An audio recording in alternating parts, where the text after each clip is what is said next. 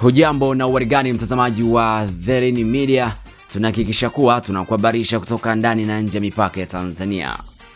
Marekani. Trump azomewa na mashabiki wa NBA.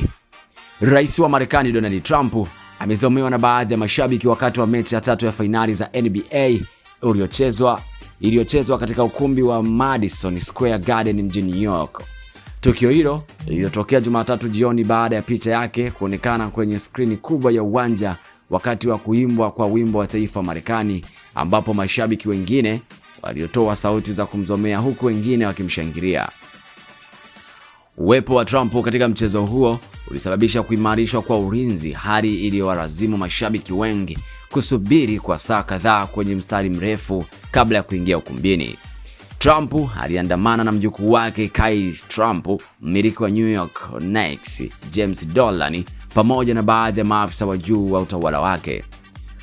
Mechi hiyo iliwakutanisha New York Knicks na San Antonio Spurs katika mchezo wa tatu wa mfululizo wa fainali za NBA za michezo 7. Trump ameandika historia kwa kuwa rais wa kwanza wa Marekani aliyeko madarakani kuhudhuria fainali za NBA, huku uhusiano wake na jiji la New York ukiendelea kuwa mjadala kutokana na tofauti za kisiasa kati yake na wapiga kura wengi katika jiji hilo.